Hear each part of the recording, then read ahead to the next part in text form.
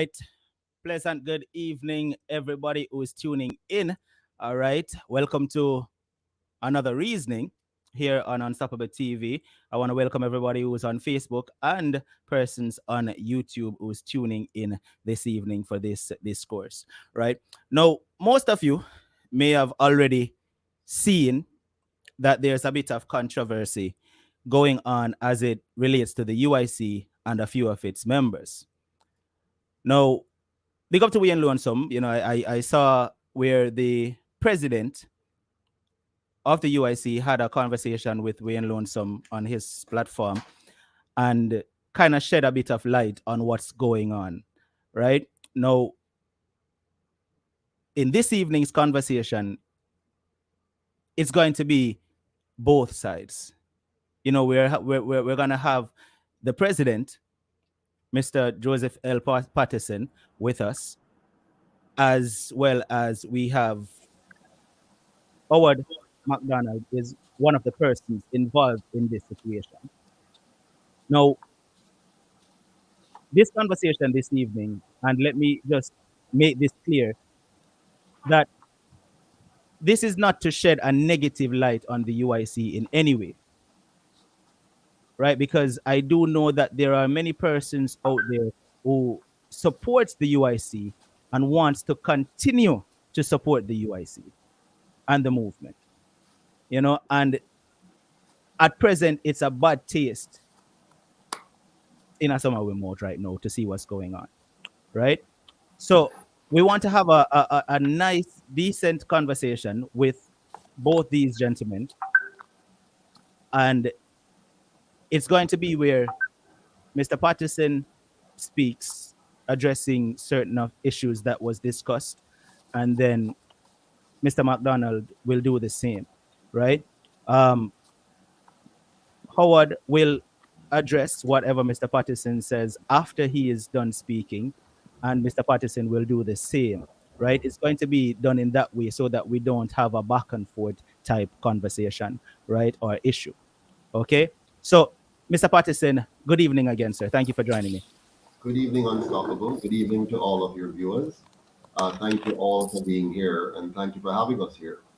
Yes. I didn't know that I was going to go first, or I would have recommended we flip a coin. No, But I'm just saying good evening to you. I actually want to start off with Howard because we've heard your side of things on other platforms, right? So I wanted to start off with Howard for that reason, right? So Howard, good evening to you as well, sir. Oh, good evening, and good evening to all the listeners and viewers who love and appreciate the UIC and the work that we have been doing to empower the Jamaican people. All right, great. Now, what I want you to do first of all, Howard, is if you can just tell the viewers and the listeners right now what was or is your role in the UIC so they have an understanding of where we're going with this conversation. Sure. I am the treasurer of the United Independent Congress. I'm also a member of the National Executive Council, we call it the NEC, that more or less oversees the functions of the UIC. The NEC is actually a body that's bigger than any single member of the UIC, and we govern it similar to a board of directors. So we govern, and we make decisions, and we abide by the decision. We ensure that the constitution of the UIC is basically enforced. It doesn't matter who it is. If it's Howard, if it's Mr. Patterson, if it's Marlon, Marvin, whoever. Once we make a decision, it should be binding on each person or members of the UIC. Now, what I want to do first, since there are some issues with what really happened in the UIC, is kind of break down certain items. We want to look at resignation. And I made sure I got the definition of resignation. It's an act of retiring or giving up a position. That's what it means. And then I'll go to another item I'll call rescinding of a resignation. And this is when an employee or an officer informs the employer that you no longer wish to more or less leave your role, you basically want to come back. Now, if you submit a letter of rescinding your resignation, it is up to the employer or the body to decide whether you can stay or if you'll uphold the terms of your initial resignation. Um, we uphold the terms of the initial resignation because it was in full effect, and what we did, we started sourcing and trying to find a replacement. And I must stress that no one in the NEC wanted Mr. Patterson to leave.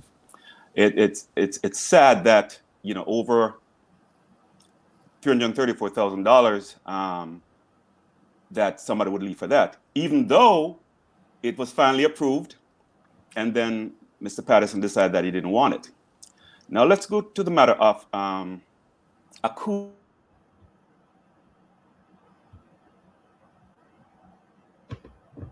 politics, especially the violent overthrow or alteration of an existing government by a small group. So once you resign and you're out, there's nowhere there could be a coup d'etat because you more or less gave up your position, and you gave the power to the NEC to find a replacement. So basically that's what happened. I'm not here to bash anyone. I'm here to give definitive terms. I'm not going to bash anyone because for me, as I stressed to the NEC members, we shouldn't be airing no dirty laundry over here. We could have done this and settled this amicably, peacefully, as a party. It's called the United Independent Congress. We should be united. No one person should go out there and try to demonize anyone in this movement. We should be united. So to go out there on social media and destroying people's life, having them getting death threats, because you actually got what you wanted. You got it. We voted 4 yay, 3 nays, and we had 7 abstentions. And we say, yes, we're going to pay you. You decide to leave. You sent in 2 resignations. The first one says, look, everyone needs to come and get everything out of my house. Me and my wife can't do this anymore, and all that stuff, which was, we could have kept it in the council, but to go out there, it's just, when you have a board and a board decides on salary, right? That's the board's right to do so. You don't go to your employees and start making comments about, oh, we're going to do this, and I rescind my resignation. Your resignation that you're trying to rescind or to come back should have been to the NEC, not to the members, because the NEC is the one who more or less overlooks the UIC in general. The president plays a great role, and I have a lot of respect for Mr. Patterson. And as I have said several times, this man has a great mind. And I have nothing against him. He said some stuff about me, and I told him, I sent him a text. I said, look, I've forgiven you. I'm a man. But what I want, this is not about me and Mr. Patterson. What I want is for the interests of the Jamaican people to be the forefront. For us, I am in the US right now. I want to come home. There's too much crime.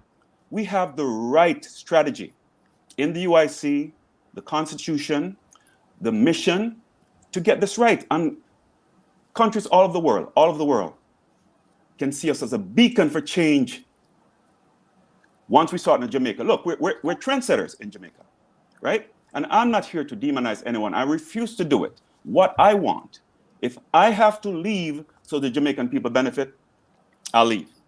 And I've told Mr. Patterson before, I've resigned before, I said, look, I do not want to be a distraction. Hence, I will resign. And he was upset. He said, you can't resign. You're doing a good job. And then all of a sudden, I'm no longer doing a good job because the NEC has decided to more or less delay the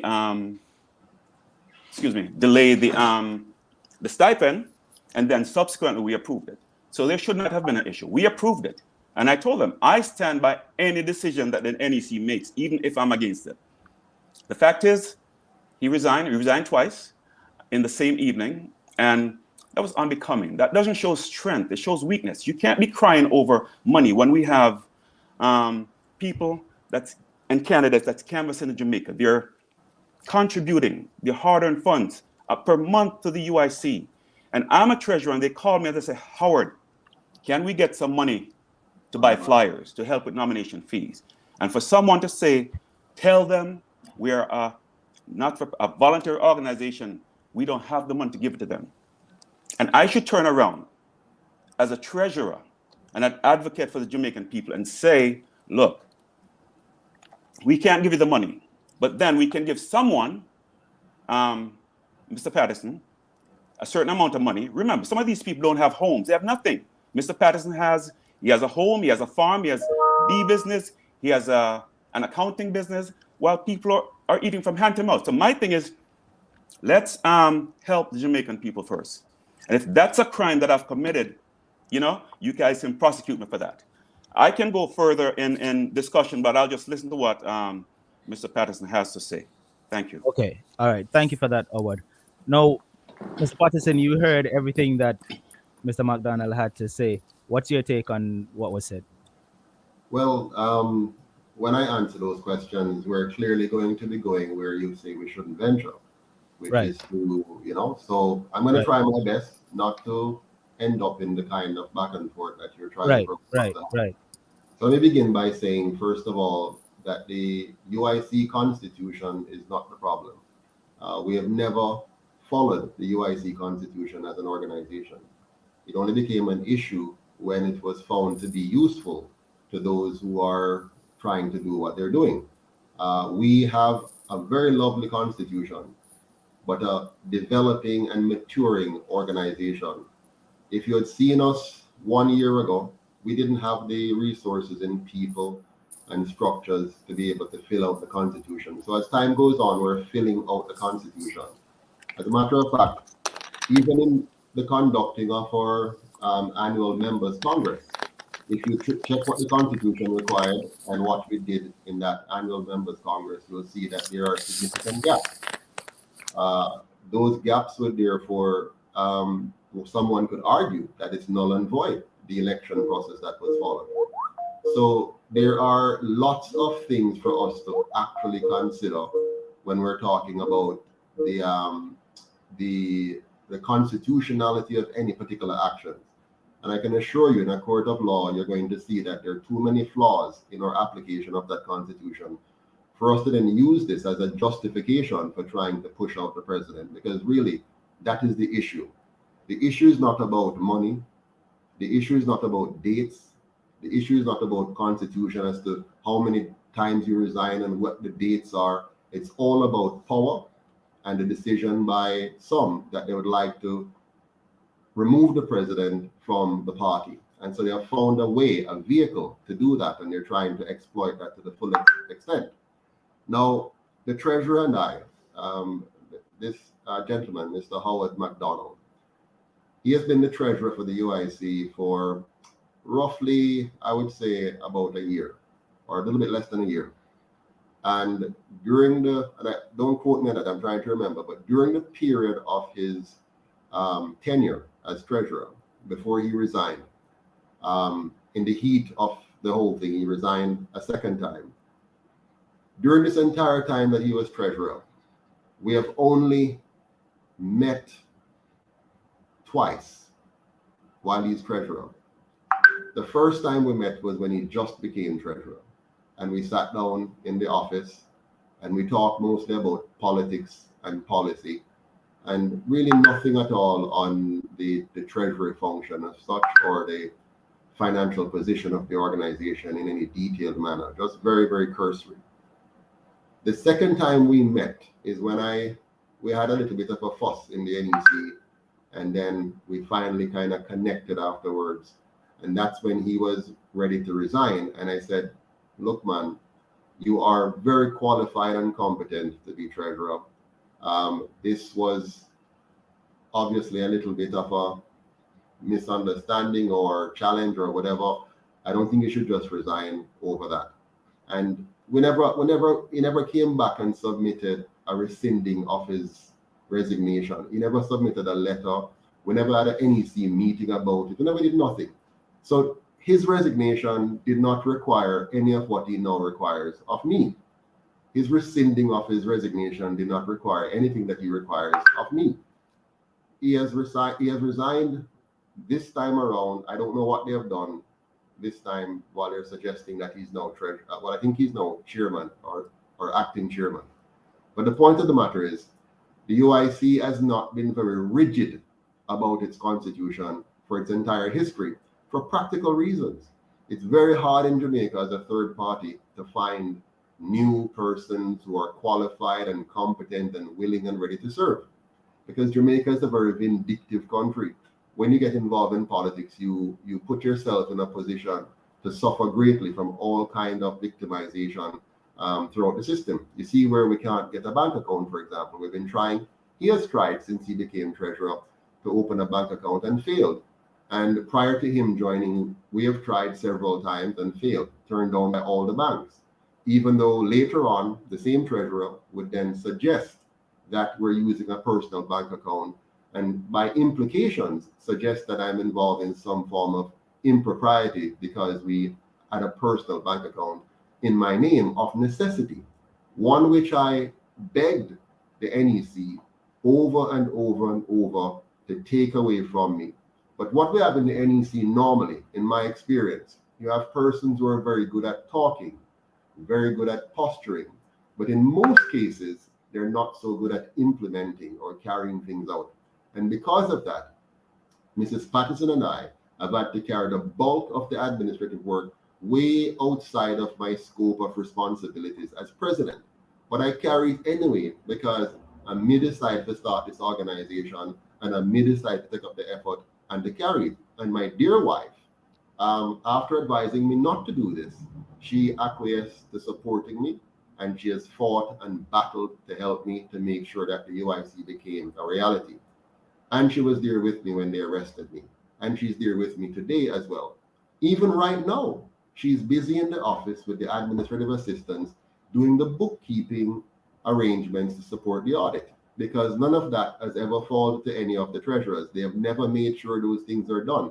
It has always been Mrs. Patterson over all those years who has to make sure that she compiles all the information. She's not an accountant, but with some guidance from me, she has compiled everything. And right this minute, while a group is trying to take away the organization from me, she is doing the work of the organization together with the administrative assistant that we are paying, and together with the treasurer that we have recently elected now that the other people have left us. So we're still doing the work that needs to be done for this organization, while they have the privilege of focusing on how they can dethrone me or ensure that they take the organization away. That's their work. Our work is still going on. But let's continue. The members of the UIC are above the NEC. The wishes of the members are above any decisions that the NEC made or makes or tries to make. So at the end of the day, whatever we may wish to do or want to do, it ultimately comes down to what the members want.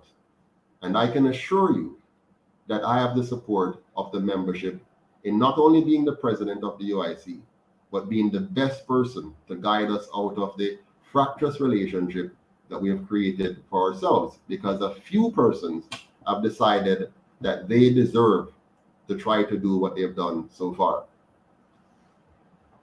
How do I say this now?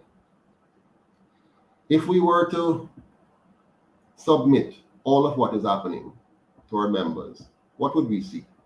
We would see that the president of the United Independence Congress, having suffered 10 years of hard labor to bring the party to where it is, would have seen that the president of the UIC, together with his wife, suffered tremendous financial losses.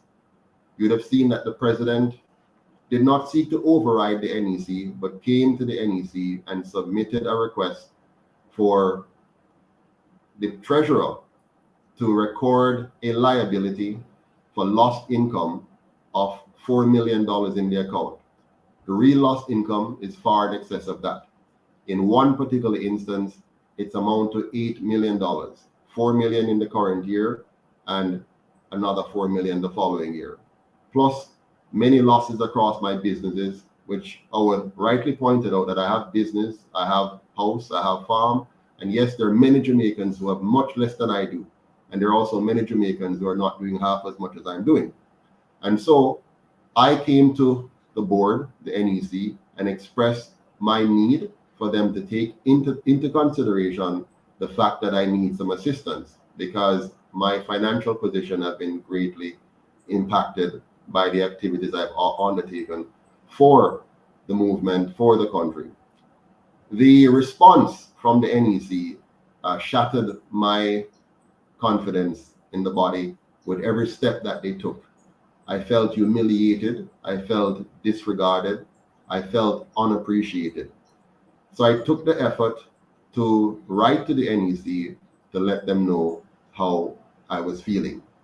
And then I told them, having seen how they were behaving, their behavior in the whole process. And mind you, I was told by the General Secretary after that was misleading, because that they weren't intending to be rude. They weren't intending to be disrespectful. They weren't intending any of that.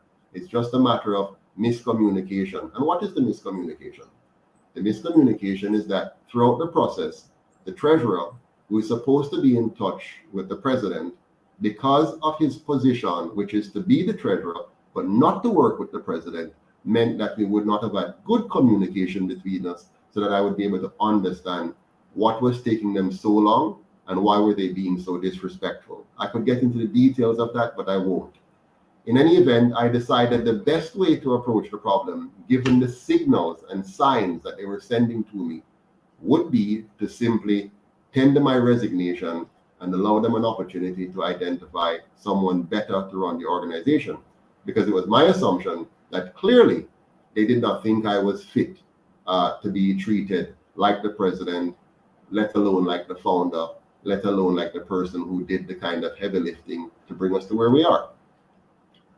Following that, I tendered my resignation. In that letter, I made it very clear that it's effective March 21st, 2022. And I also made it clear that I would be happy to help the organization for 90 days thereafter to make sure there was a smooth transition. My sole purpose for submitting that letter, and I also pointed out steps to be taken, having a communication plan, having a plan that involves speaking with the parish managers, then the candidates, and then the members, and then the public. The NEC responded with an emergency meeting to which I was invited. I attended the emergency meeting, which lasted for 3 hours. We apparently got somewhere. I felt very good. Maybe after all, the General Secretary was correct and it's a real misunderstanding. So I felt that we were getting somewhere. At the end of that meeting, or near the end, one of the vice presidents asked a simple question. So are we clear now on the compensation to Mr. Patterson, or do we need to have another meeting? The response from the treasurer was crude and crisp and very forceful in announcing that the answer is simply no. We have decided that the president will not be given a stipend, and that's our decision, and we've made that decision. It's a majority decision, and it shall stand. 8 persons out of 9 voted in favor, and it shall stand. To which the General Secretary responded, in addition, and by the way, this meeting was about the resignation, not about any compensation. I was shocked, I was torn, I was so bruised, not because we're talking about not the compensation side, just the treatment side. I couldn't believe, I never thought I would live to see the day that I would be treated like that. It was, my wife was in tears as she watched the whole thing unfold. It was unbelievable to watch. So I said to them, tell you what, you may withdraw. I withdraw the offer, the request. You can forget about the request. I will withdraw that. Don't forget about it. Okay.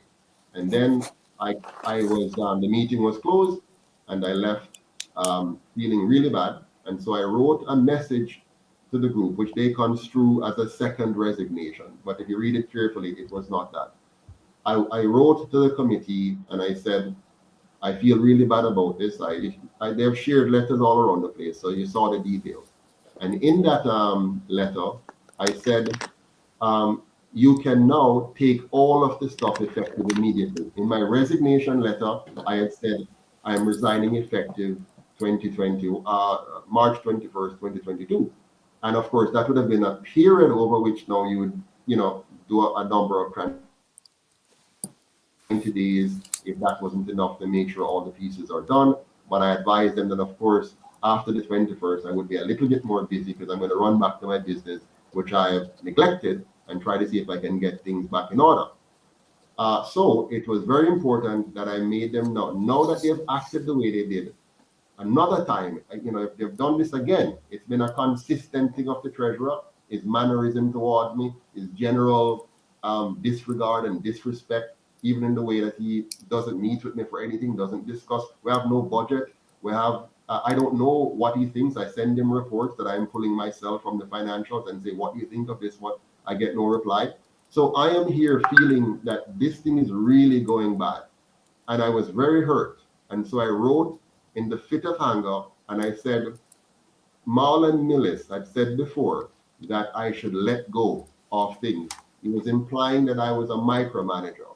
So I replied, I said, based on what Marlon had said, I'm now going to do that. I'm going to let go of these various administrative tasks, banking, administration, all the things that I'm doing that are outside the jurisdiction of the president. But I was doing them anyway because the other members of the NEC wasn't doing them.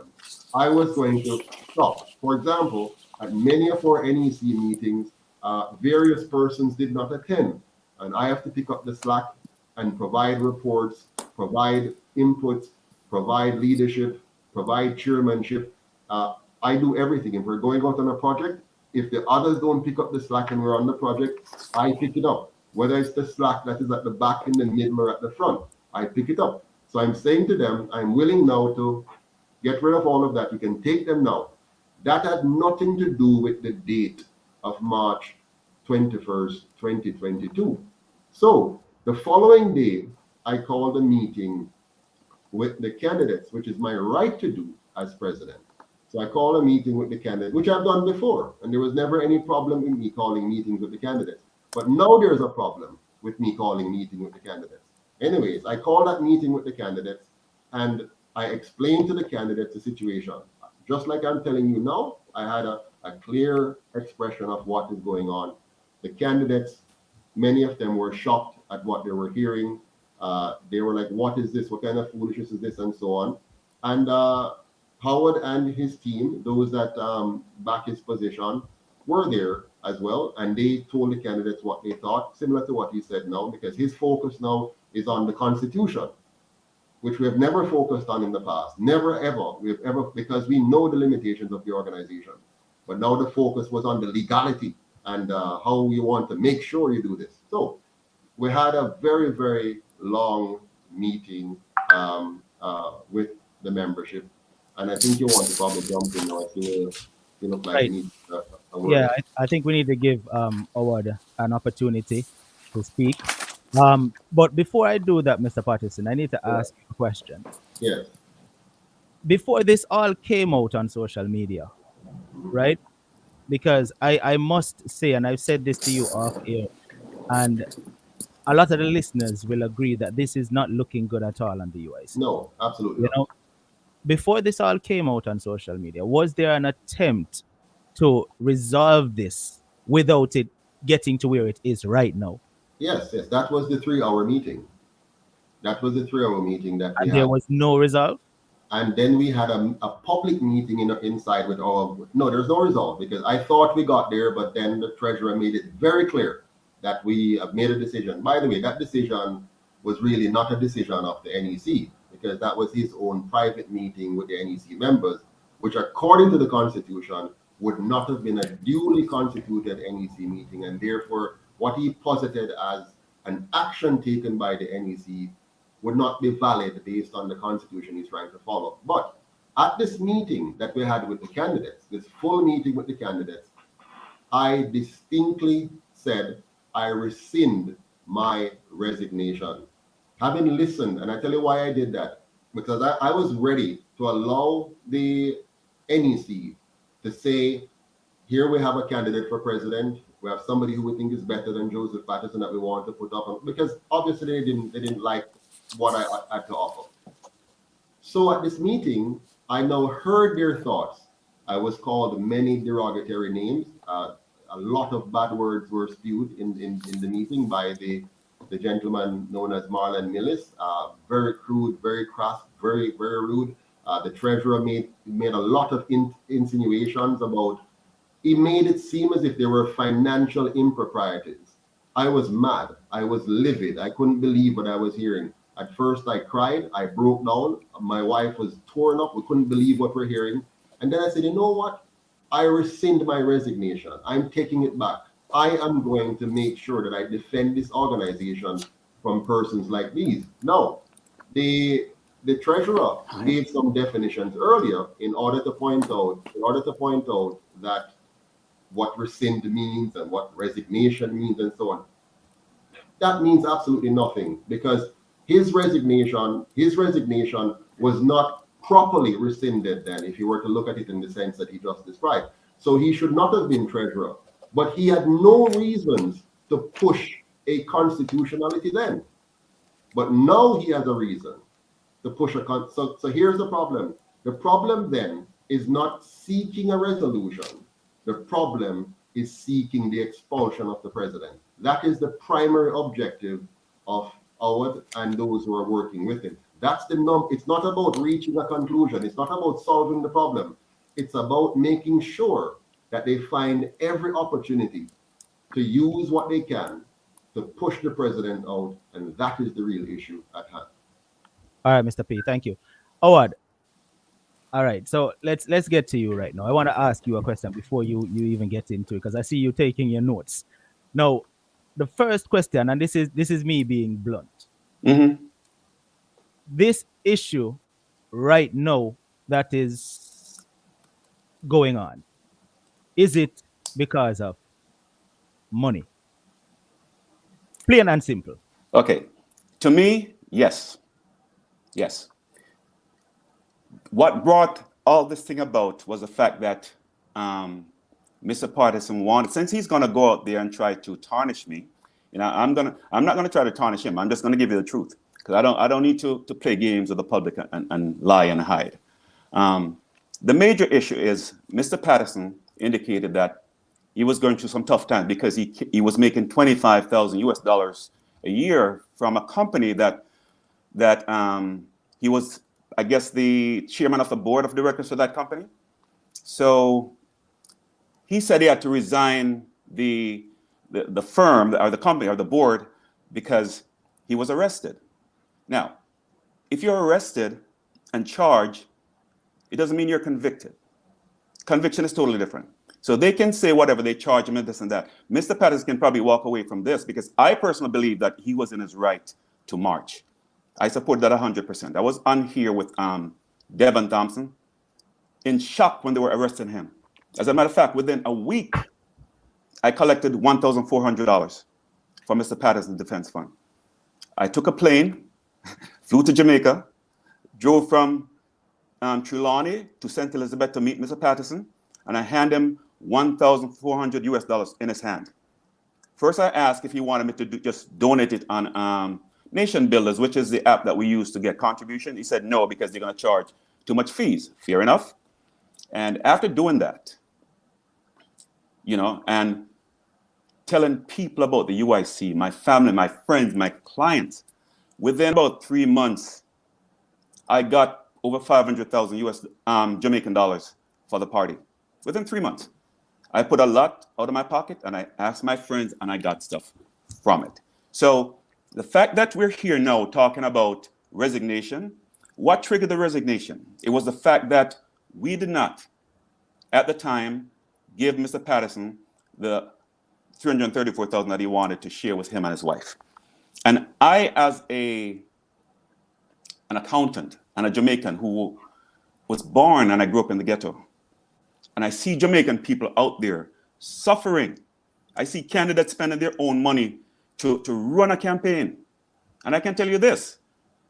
I came again, and I went to St. Elizabeth to support Mr. Patterson. We walked, we took names, and we did all of this. What I'm saying is, Mr. Patterson, yes, you work hard, but you got to understand that every single person around you is also working hard. And I'll also say this. You speak about administrative work for you and your wife. Yes, you do a lot of work. However, when it comes to accounting, You full well know, you're a chartered accountant, that we need to have what's called a separation of functions, right? And we need to have checks and balances. When I came on, I requested access to the account, the PayPal account, which is in your wife's name, which is being used for the UIC. I requested access to the Scotiabank account, which is in your name, which is being used for the UIC. I get monthly information from you. I have no access, none, to these accounts, because when I ask, oh, it's for the UIC, but it's our names on there. Fine. So what I'll get from Mrs. Patterson every month, which she doesn't need to do, if I had access to those accounts, I could put those schedules together, right? But you have a working like a slave, putting reporting transaction. You can't be reporting transaction and also have a full custody of the bank account. It doesn't make sense. That's like a proprietorship. You wanted people to come in to help you structure the organization, but yet you're afraid to, as you would say, Marlon, say you're micromanaging, you're afraid to let go. You have to trust us. We're working together. We're not working against you. We're working together. The other thing is about the crisis that was created. The NEC or the UIC never created a crisis. The fact that you stepped out of a meeting that we could have resolved as a body. And look, everybody's not going to agree on everything. But if you step out and you start bringing the members in, and then you go on social media and you start demonizing people, it's not fair. You're calling out names. People are getting death threats. I know you don't like death threats. You know, if you talk about the issue, let's not air dirty laundries out there. We are one. Mr. Patterson, yes, you created the UIC, but the UIC was not created for you. It was created for the people. You need to understand that. Yes, we're happy that you created it. And none of us wanted you to go. You chose to go. And when the NEC voted to say, look, we are not going to pay you this at this time, you know, it's checks and balances. You want to lead people, but you don't want to follow. You said quit because you want to find out if we can find somebody to replace you right away. You can't quit 11 p.m. at night, call a meeting the next day and expect a replacement. We don't work like that. We're going to make sure that we find somebody competent and somebody that wants to more or less work for the Jamaican people. Look, the Jamaican people have suffered. They've suffered long enough. You said, oh, you have been working on the NEC or the UIC for 10 years. You put time and effort in there. You have Jamaicans working for 40, 50 years, and they're still struggling. We do not want people in Jamaica to exist. We want them to live. And that's why I joined the UIC. Not because of you, Mr. Patterson. And I tell you several times, I am not going to coalesce around a person. I'm going to coalesce around the manifesto, the constitution, and the rights of the Jamaican people. Because I told you, people come and go. And since I told you that, you got upset. Because I refuse to coalesce around an individual. I got to go with the constitution. You're saying, I'm bringing the constitution up now. Why were we brought in? Was it to strengthen the constitution so we start using it? Or did you want to go willy-nilly and do whatever you wanted to do? Look, you work hard. I respect that. I am not interested one iota in your position. I could be working as on the side doing the accounting work for you without a title. I don't care about title. I'm in this for the Jamaican people. So when I hear about I did this, I did that, it's not about you. It's not about me. It's about the Jamaican people. So if you keep talking about you and keep crying and sensationalizing all this stuff about you, it doesn't make sense, Mr. Patterson. Nobody wants your job. We want to work for the Jamaican people. And until you get that, you're going to go past the gray line. You tell me, you say, Howard, oh, you go by the book. That's what you tell me. Fair enough. I go by the book. So that's good. But when you want to go to the green line or the gray line, it means you have lost your way. I'm going to go by the book, if you like it, yes or no, because that's what keeps us in check. Okay? You also said we were disrespectful to you. You really want to talk about disrespect? Think about it. You call out Marlon's family's names out there, his wife and how poor he was and this and that. Do you think that's fair? He's a Jamaican. You should never have done that. But since you want to play hardball and you want to play nasty, I can do the same. I'm not going to be rude to you, but I'm going to be upfront. The other thing is, you said I'm the treasurer, right? And I'm not on social media. And you went out there, and what you put out there is that, oh, the UIC received over $6 million in contribution. And then when the candidates start calling me and say, Howard, $6 million, so how come we can't get money for flyers or nomination fees? I'm like, what $6 million? Because I wasn't aware of it. Now, if I'm the treasurer, Mr. Patterson, wouldn't that $6 million come from me? But the fact that I have no access to the bank accounts or the PayPal account, I wouldn't know if you got $6 million. Right now, I don't even know if you got it. I don't know if what is true. Is that true or you didn't get it? What I know is you actually approve the financial statement that we did that showed we only received $3.8 million. So you need to tell me where the other $2.2 million is, because I don't know where it is. All right?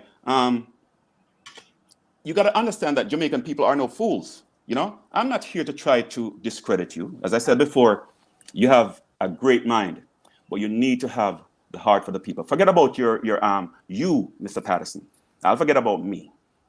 And let's work to make the Jamaican populace better. They have suffered through a lot of governmental agency, a lot of politics and politricks. We should not be a party about politricks. We shouldn't. Our interest is in the betterment of the Jamaican people. And if you continue like this, you're going to implode. You will implode. I sent you a text and I told you exactly what was going on. I told you I forgave you for trying to discredit us and demonize us. And you could put that text out there. I did. You know, I have nothing personal against you. If that's your character and how you want to be, other people call you name. You can never say I call you one name, because I don't do that. But you call names. You can't be like a child and get up into your feelings when people make decisions. You got to be a man. All right. You know, all right. And that's what it is. If you're acting like this now, when you go out there and you're, say, the Prime Minister of Jamaica, you're gonna cry for everything that people says that's bad? No, you reach across the aisle. You try to compromise. You have no compromise. And you need to cut this ego thing out and stop trying to trick the public. You need to stop it. We know who you are. Great man, as I said before, but you have to have the interest and the heart of Jamaican people together. And I refuse to be a part of something. I've never voted in my life. This is one time I said I'm going to vote because I really like the UIC and the movement. And I spoke to you, you have good ideas, and that's great. But now you're starting to say, okay, it's only you and your wife doing stuff. Do you think you and your wife alone could get over 100 and something candidates, Mr. Patterson? We had Muslims in the first march. We had Rastafarians. And we said, one Jamaica. And you know what you did single-handedly? You told Marlon to get rid of these people because you didn't like what they were saying. If it's one Jamaica, we need to understand that it's one Jamaica. It's not just you and what you want, it's what is best for the Jamaican people.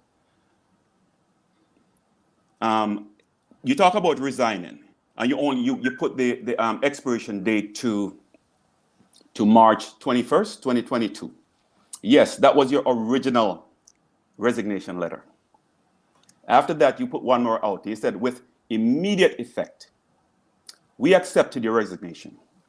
When I resigned, and let's be clear, when I resigned the first time, nobody accepted my resignation. This time, your resignation was accepted. Nobody accepted it. You told me you didn't accept it. The rest of people told me they didn't accept it. So how can you say, okay, I'm talking about constitution and rescind it? I didn't rescind. I worked on as a person working for the interests of Jamaica. I don't have to do this. I took about 3 days to prepare the financial statement for the UIC. And you know what they said to me? Howard, this is great. This is more than I expected. But yet you're telling people that I did nothing. That is not fair. We all work. We all work for the UIC. And we work with you. The NEC worked with you. We want you to succeed. All of us want you to succeed. We want the UIC to succeed. We did not want anything to distract us, Mr. Patterson. But you can't go out there, right, and talk to the people and demonize people. That is not right. It's not fair. Whenever you have a platform or you have the media, whoever controls the media, controls the minds of the people. So you want to go out there, you want to tell people one side of the story. I refuse to let that happen because my interest is not in you, Mr. Patterson.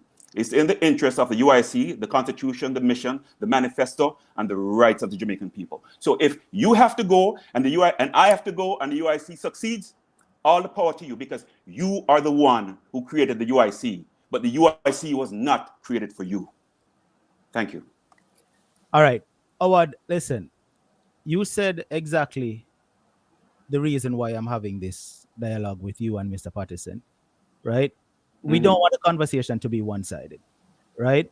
So that's why you're here, and that's why Mr. Patterson is here. That's correct. We we had this conversation set for 1 hour, right? I'm going to allow Mr. Patterson to, speak, but I want to say this. I want to ask, as a matter of fact, Howard. The UIC was created for the Jamaican people, Yes. right, Mr. Patterson? Yes, absolutely. You're the leader of the UIC. You started the movement. Your members respect you. And I spoke with Howard off air. I spoke with Marvin off air. I spoke with the other gentleman, Marlon, off air. And they all expressed the same thing, that they respect you as a leader, right? They all expressed that to me. Now, my question to you, Howard, is what is the resolve for the UIC to move forward, right? And this incident right here can be resolved, and we have a stronger UIC that's going to be there working for the Jamaican people. What is the resolve? Unstoppable. Before he answers, I think he has made too many statements for you to allow him to speak again before I respond to them. Oh no, it's not going to be a dialogue again. I just wanted to answer that one question. But go ahead. I'll answer the question. All right. Wait. We'll let you answer after when it's your turn. Go ahead. Good. Okay, good. Yeah, go ahead. Go ahead, Sir P. Oh, okay. I wasn't sure. All right. So this is exactly what I'm talking about. You just heard what the treasurer said. And those are very damning allegations. At no point at all as the treasurer ever came and sat down with Mrs. Patterson and myself to go through the accounts.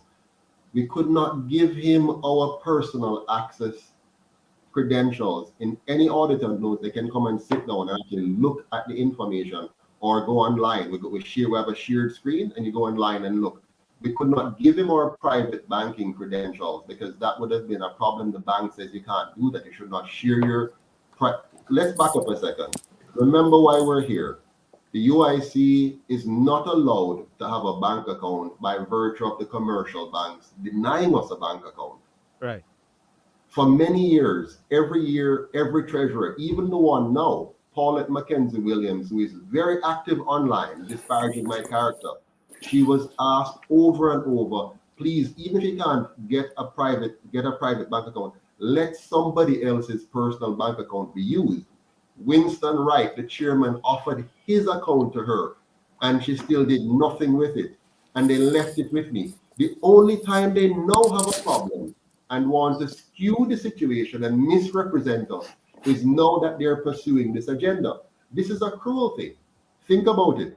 He's talking about lack of separation of duties. We all know that as accountants. How do you have separate persons willing to take up the responsibilities? If I say we're separating duties and here is X person to do this and Y person to do that, but they don't do it, what do? We still have to get the things done. We still have to go out. We still have to pay for things. We still have to move around. And then we still have to send the banking information to the treasurer. Every single month, Mrs. Patterson does two things.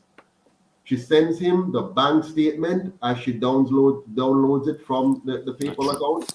And she sends him the spreadsheet he said she slavishly does, which she didn't have to do. Now, if she didn't have to do it, all he had to say, Mrs. Patterson, you don't have to do it. Here is the alternative.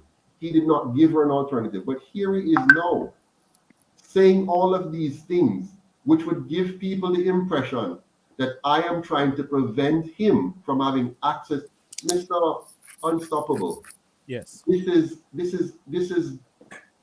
This is so unscrupulous what he's doing here. Because if you listen to the story, she was working slavishly. Why is she working that way? If he knows a better way to do it, why didn't he help her to do it? He says people are now being faced with death threats because I called them out. But I'm forced to call them out. How am I going to explain why we don't have what we need to have? The treasurer has not sat down with me to have a budget meeting. The treasurer has not sat down with me to go over the numbers. The $6 million figure I needed to share with the public because he's not sharing anything for me to give to the public. I had to wait to get financials for the annual members meeting. The annual members meeting, I said we must send out the financials before the meeting so people have the time to digest them and come to the meeting prepared. I pleaded, I begged, I told them, listen, you can just put it on the website, upload it as a PDF, put a link to it, and send them in the email so they can all just press the link and get it and see. All these things I did. And here now is the treasurer. You see, Unstoppable, what is happening here? Because we did all that we did, now we're left holding the bag. Because at the time when we're doing the work, nobody had a problem. It's now that they have a foundation for destroying the president, that now all these, where are these in the minutes? All of what he's saying should be in the minutes of the organization where he said, members of the NEC, I have a problem with this, and we need to make sure Mr. Patterson does this. None of that is in our minutes because none of these things were listed as a problem until now. The $6 million, I sent him the report and showed him exactly how it came up. It's over a period of years that we got $6 million. I sent him an email. Wow. Now, if you didn't get it, I'm sorry, but why didn't you even follow up with me? Let's say he did. Let me assume he didn't get the email. Why didn't you say, Mr. Patterson, I saw that you put out a figure because our members are not hearing anything. I wanted to make sure the members knew what was going on. I sent it out and I said, this is the donation we've gotten, the number of people who have contributed to us so far, and I sent that out to people because I want the people to know what is happening in the organization. The treasurer sent a financial statement to us. It's a good financial statement, a simple one, and it was good. But however, it was missing the notes, and I tell him it needs to have the notes so that the notes can explain what is happening. Hold on. This is serious. The treasurer sent a simple financial statement. It was missing the notes. And I said to the treasurer... Sorry, Mr. Patterson. One moment. Howard. Yes, sir. Control your laughter in the background, please. We can hear you, all right? I didn't say anything. No, we can hear the laughter. Control the laughter. Okay. All right. Yeah, go ahead, Mr. Patterson. Sorry about that. So the treasurer sent us a simple financial statement. And by the way, the treasurer sent it directly to the NEC. He did not send it to me because he didn't have any regard for me. He thought he just went to the NEC. I have no input to give him any thoughts or anything prior to going to the NEC. He just sent to the NEC. And I said to him, Howard, I wrote to him, I said, Howard, here are my, normally this should come to me first so I can give you some input. But since you send it out, I'll give you your inputs in writing. So I sent my email and I said two things. One is the suggested adjustment for my possible compensation. And I explained all of that about no payment to me if there's no money. And the second thing is we need notes to the statements that explains in simple language so people can understand what the figures mean. He replied and focused, not on the notes, but focus on my request and give a long diatribe about it and build a mountain out of a molehill. And that's what he normally does. He normally blows it out of proportion. My request for the funding was zero financial risk, zero, because I said no funds are paid unless funds are available. So zero financial risk. And there was zero reputational risk. He made a mountain that there's going to be all of these problems because, candidates don't have money for this, candidates, and they're poor people. I know all of that. I know that candidates are poor people. I know that we have all of these issues. I know that. And that does not negate me requesting funding for the reasons that I gave. There's no reason not to, because when you're working for the people, none of the leaders of the other political parties, for example, while they're working for the people, supposedly, they're also being paid. So that's not an issue. So I explained to them that you're really making a big deal about nothing. Remember, it's a zero financial risk. If after we have paid the things we need to pay, there's no money, there's no funds to me. I made that very clear. And I said, I will tell the members. I said, put the numbers in, make sure it's clear in the financial statement, make sure the notes are there with the financial statement to explain it. And I said, I, at the AMC, will explain it to the members. I will do that. I have nothing to hide. I'm not trying to go around. But listen to the story Howard gave carefully and the insinuations made. He said a whole lot of things. He says, I called out Marlon and his family. I only refer to Marlon because Marlon has already been communicating with the person. Marlon made slanderous accusations against me. So I have to refer and tell people, when they ask me, who is the person that is saying all of this, I have to say who it is. The treasurer says, I must forget about myself. My God, how much more of myself you want me to forget about? Have you seen the work that I've done? You just come the other day. You just come to the UIC. I was the one that I recommended and say, you know what? This guy, he is a CPA. Let's make him treasurer. I appointed you because I thought that you would be a good person in the organization. So I am not I have done all that I can do. I have been as selfless as anybody can be in trying to build this organization.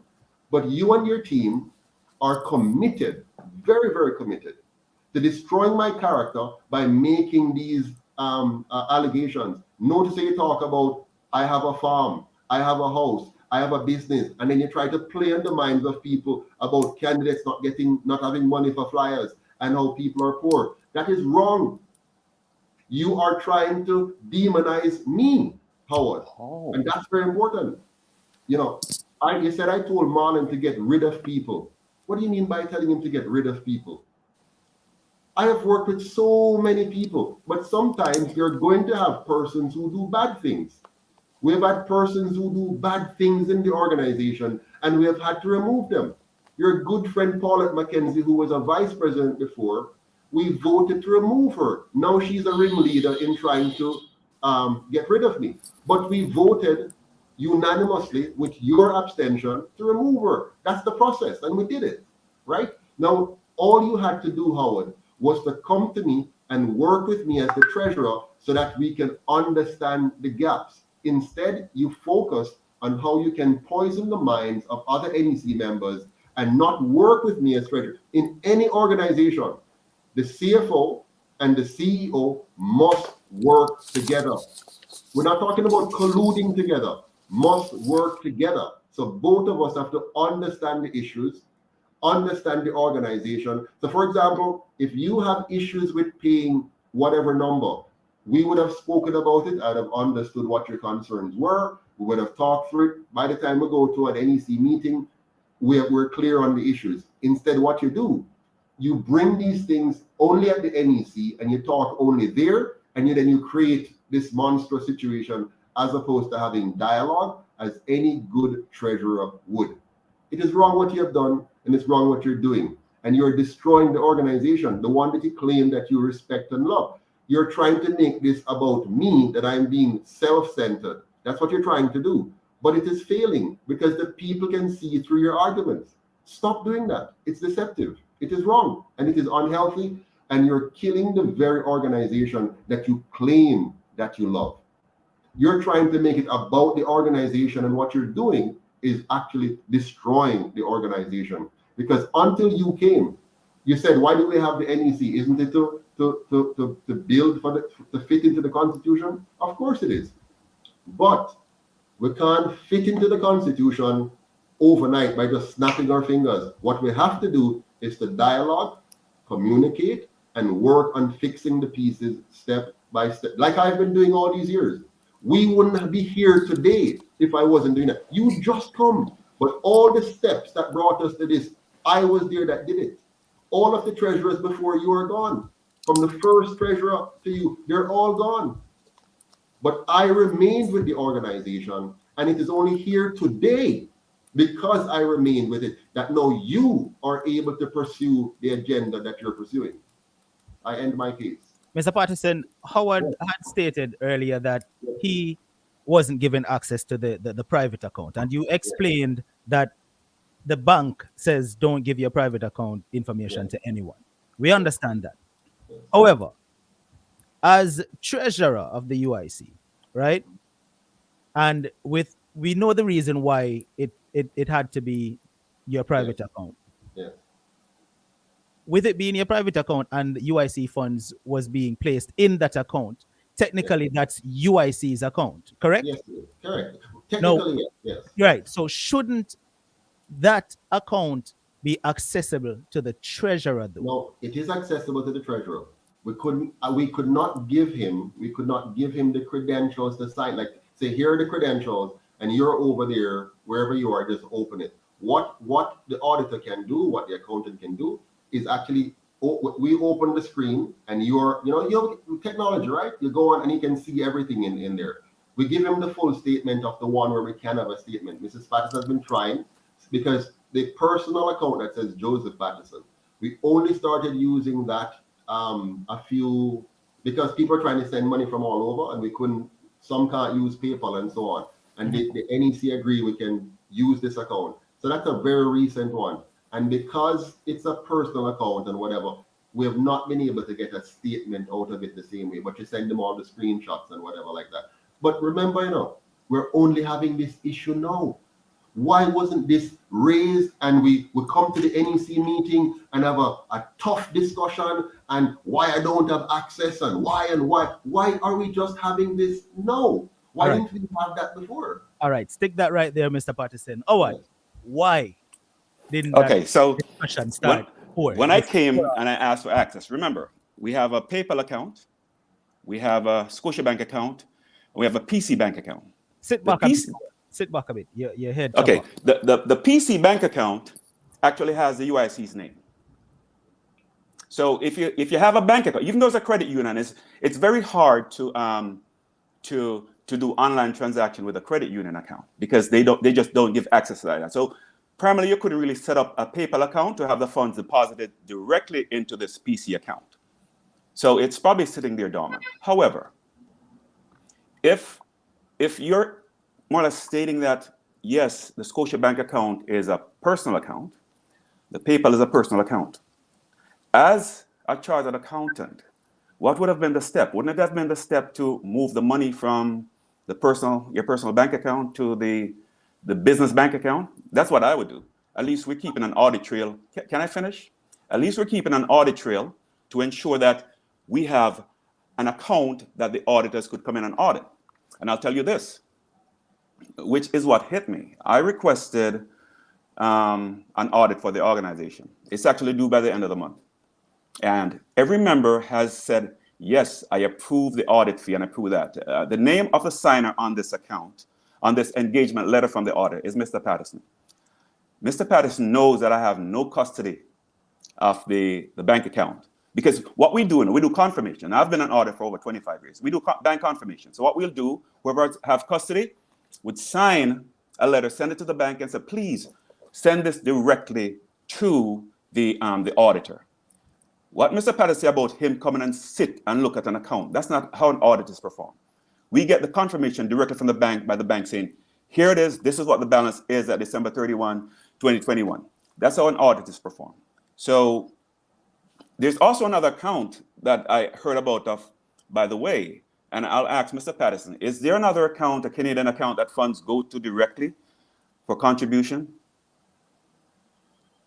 No. No. Unstoppable. This is unbelievable. Here's the treasurer having the conversation we should have had before.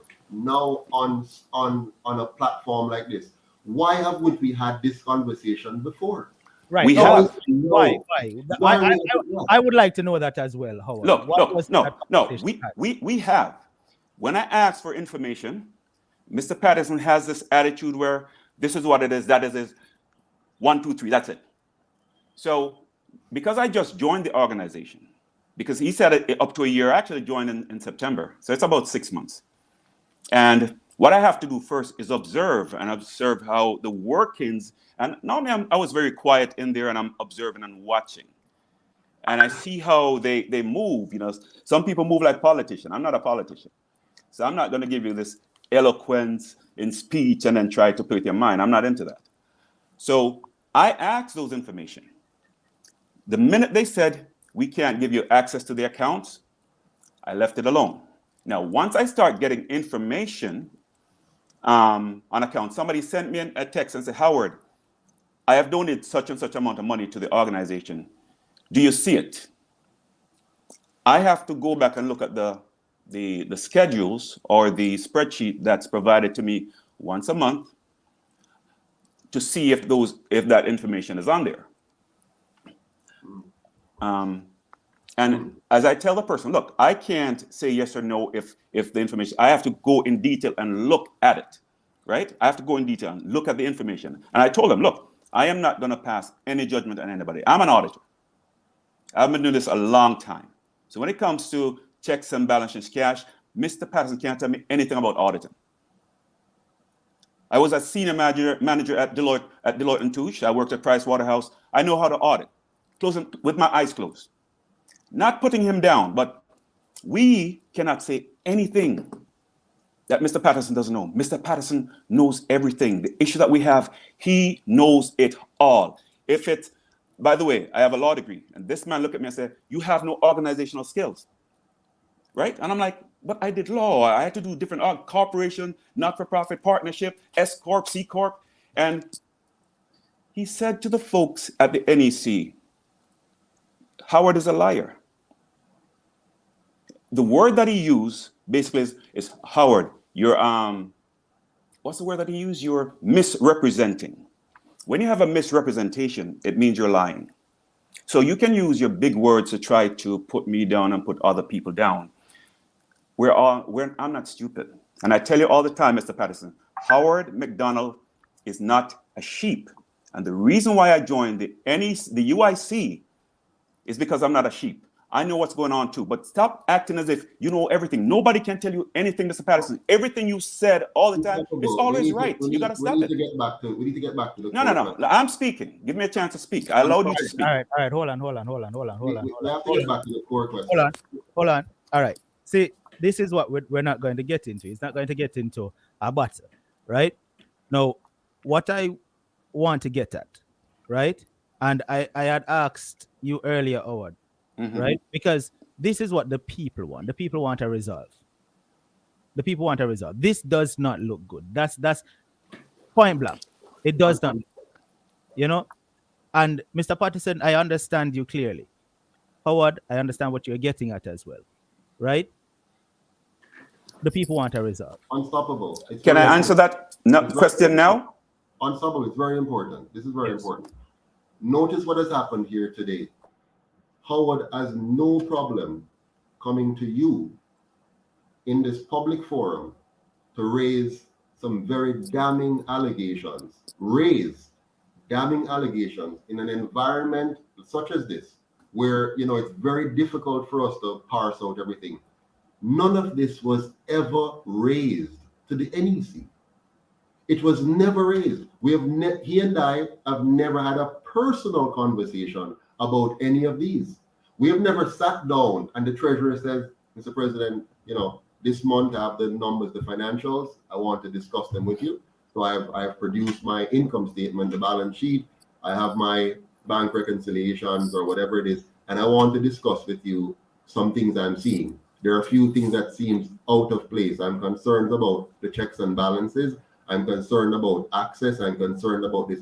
We have never once in 6 months, he says, we have never once, not once in 6 months had that kind of conversation. And we have never once at the NEC had this kind of not once in 6 months. How is it possible, Mr. Unstoppable, that a person is a treasurer or a CFO in an organization and not once was any of these allegations raised in the NEC or raised with me for a personal sit down to look at the numbers, to look at the situation and discuss?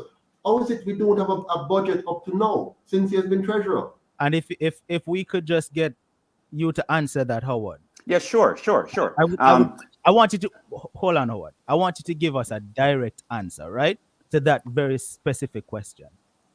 Did that happen? Did you have was those issues raised with the NEC?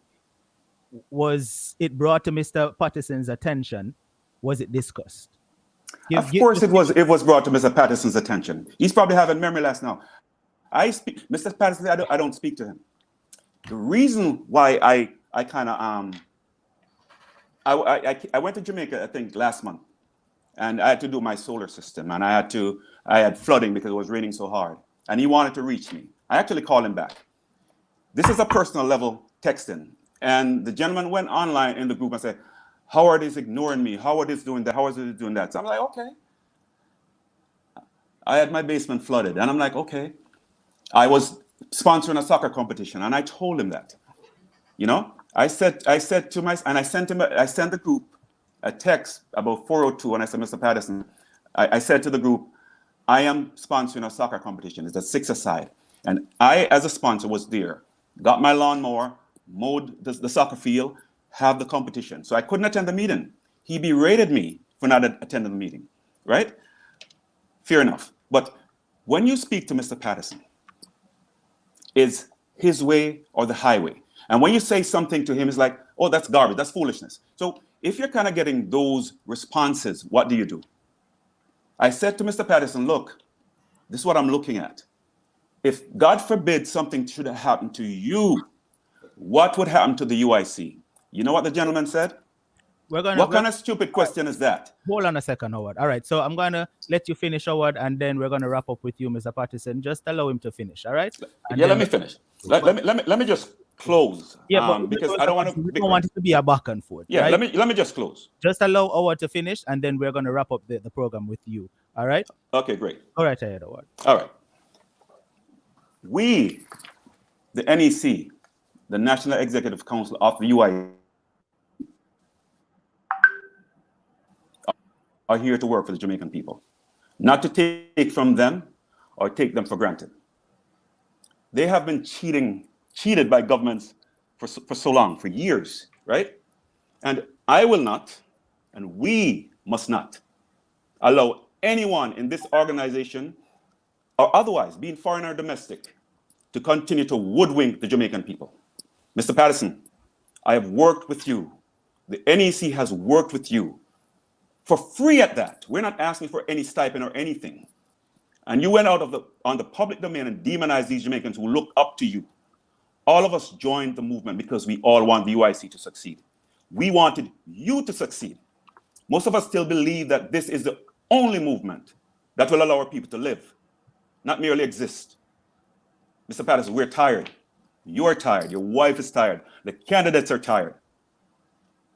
The diaspora who wants to come home because of the crime and violence, they're tired.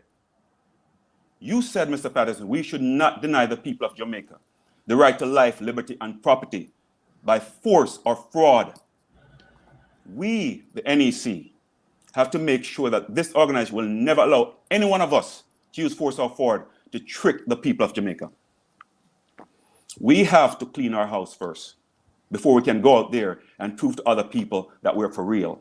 And the fact that we're here now, Mr. Patterson, it shows our resolve that we will not allow anyone to trick the Jamaican people, right? And the Jamaican people see that if we are in power, if we do get into power, it doesn't matter who that leader is. If they're not doing right by the Jamaican people and they're violating Constitution, we need to get rid of them. This is not a game. This is people's life and livelihood, right? Our promise to the people of Jamaica is that we hold all accountable. Every one of us, the president of this organization, we're all accountable to each other. We need to ensure that we stop the bickering and move on to the business of the Jamaican people. The UIC was created for the people of Jamaica and the world at large. The UIC was created by Mr. Patterson, and for that we thank him wholeheartedly to bring our hopes and aspirations to fruition. However, the UIC was not created for Mr. Patterson. And let's not lose sight of the forest because of that one tree. The UIC was and is created for the Jamaican people, so let us move towards that end. The Most High bless everybody on the island of Jamaica and around the world. Thank you for allowing me to come on your program, Mr. Unstoppable. All right, Howard, but I still want you to answer that question before I get to you, Mr. Patterson. I still would like to hear your answer for a resolve to this issue. Howard, I want to hear from you with Sure. That. Look, we, the NEC, the legitimate NEC, we will work with Mr. Patterson.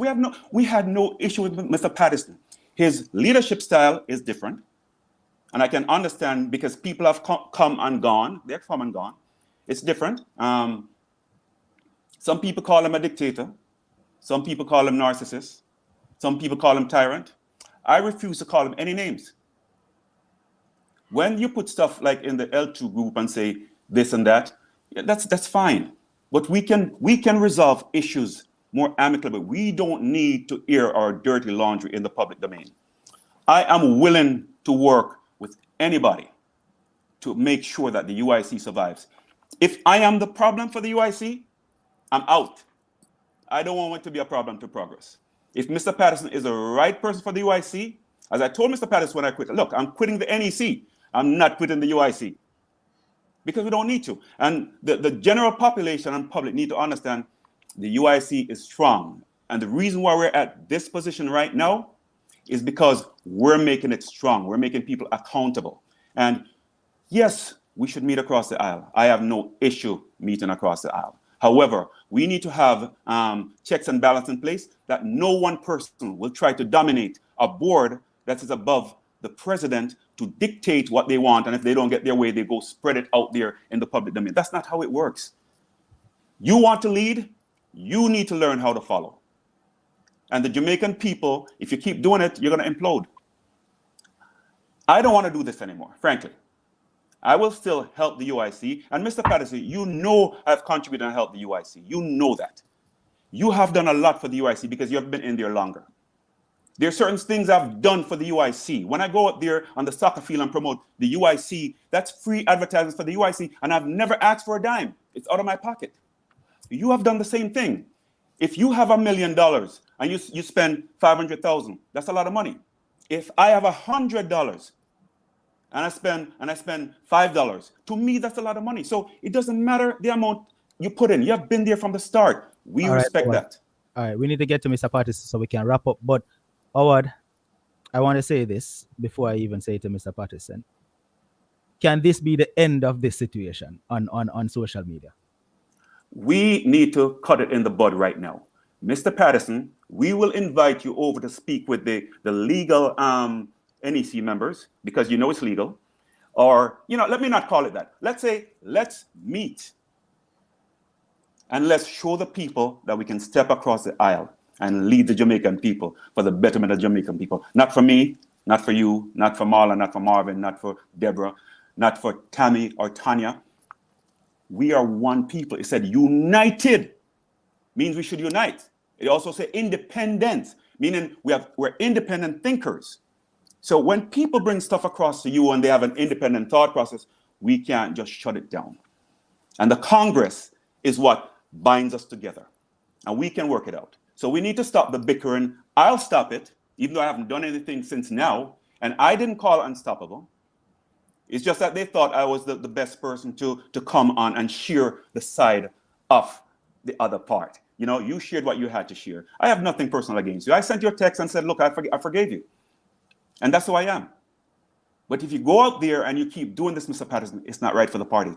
We need to coalesce around the manifesto, the constitution, and everything for the party. Not around me, Mr. Patterson, not around you. It can't be around you or around me. It has to be about the UIC. All right. That's what I have to say. A sit down needs to happen between Mr. Pat. That's if it's possible. A sit down needs to happen between Mr. Patterson, who is the president of the UIC, the founder of the UIC. That needs to happen between yourself and the other persons involved, right? And this needs to be resolved off of social media. And like you said, stop the bickering, right? Thank you for joining us. Let's hear what Mr. Patterson has to close with. All right. Thank you for having me. Sure. Go ahead, Mr. Patterson. Thank you, very unstoppable. This entire episode is unbelievable. And I think if we were to focus on the questions asked and actually get the answers, then the excessive rhetoric and bickering would be put aside. At no time at all did the treasurer raise any of the allegations that he's now raising with me or with the NEC prior to now. It's only after we have the situation where they led a coup to take away the party from me and those who believe in my leadership that he's now airing all of these supposed dirty laundry, all of which Sorry. There's some Go ahead. noise in the background. Right, go ahead. All of which, all of which are fraudulent. So the only force and fraud happening here is that Howard and his team are seeking to force me out of office and are fraudulently misleading the Jamaican people into thinking that I've been involved in some form of impropriety one way or another. There's absolutely no truth to any of what he's saying in terms of the implications. Howard MacDonald, as treasurer, has never met with me to properly or seriously or even slightly discuss the finances of the organization. He has never raised any of those issues.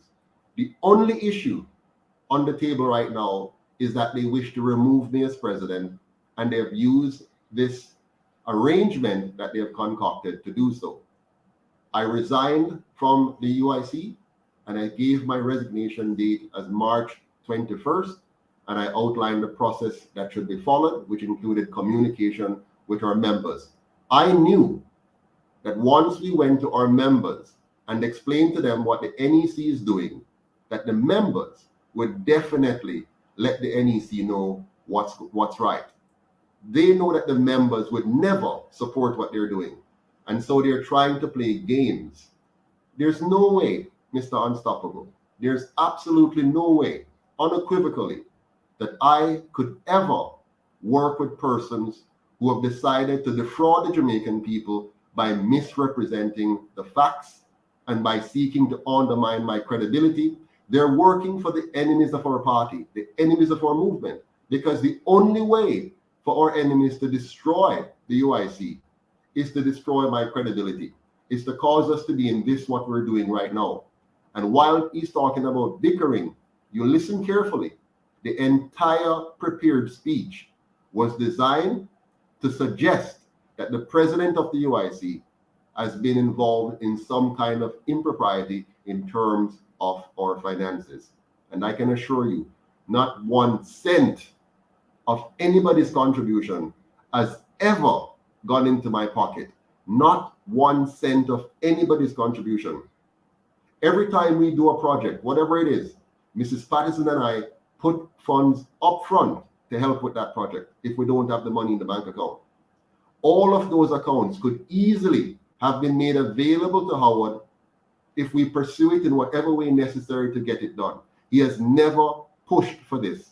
How is it possible that he can be treasurer for 6 months and have never sat down with the president to look at a budget, to look at the financial statements, to discuss any variances, to look at any reconciliations? How could he be treasurer and not put in place proper checks and balances for the accounting that he's now asking for and talking about? Why is he here today talking about things that he has never mentioned to any member of the NEC within an NEC meeting where I was present? Unstoppable. This is unbelievable. This is unacceptable. And this is defamation of character. And this must not end here. It will not end here. And I can assure you that there's no way, absolutely no way, that I would work with anyone who has done what Howard has now done and what others have also done. The UIC will continue. It will be strong. We will recover. And we'll do so without unscrupulous individuals who have tried to mislead the Jamaican people and destroy this party. We cannot allow this to happen. It is wrong. It is unhealthy. And we should not allow the Jamaican people to be robbed of the UIC because of these persons. They have only been here a short time. And in a short time, they have tried to figure out how to destroy this movement. And they're actually being successful. But we must stop them. We must reverse this, and we must do it very quickly. All right, Mr. Patterson. All right. We're going to wrap up with that. Now, as I asked Howard if there would be a resolve, and he had no issue with that, Mr. Patterson says, he doesn't see a way where this is going to work moving forward, and it's not going to end here. But for the sake of the party, I know you said that the UIC will be moving forward, Mr. Patterson. Absolutely. But for the sake of the party and the people who want to support the party, you know, we would hope that this, as Howard called it, bickering would stop. And let's just hope that there is no more trashing or bashing or bickering on social media, and the UIC just continues to thrive and become stronger. All right. I want to thank you both, gentlemen, for joining me. Thank you. Howard, thank you so Thank much. you. And also Mr. Patterson, thank you. Have a great evening. Thank you. Take care. All right, family. That right there, I wish it could have ended differently, between the persons who having this falling out, but clearly it's not going to be resolved. All right. Clearly it's not going to be resolved. I still believe the UIC is a great movement. And I still would implore persons who are supporters of the movement to continue supporting the movement. But my reason for saying that is this: bear in mind that the UIC is not about one person. You're not supporting the movement because of one person. That is what persons need to bear in mind. All right. So this right here should not be a deterrent. This shouldn't be a reason for you to say, you know what, I'm not going to vote for the UIC because of this. All right. So don't let this sway your opinion. I want to thank everybody who tuned in this evening. And like I said, I just truly hope that this could be the end of it and we hear no more of the bickering, as Howard calls it, on social media. All right. Have a blessed evening. And it's truly sad, though. Good evening.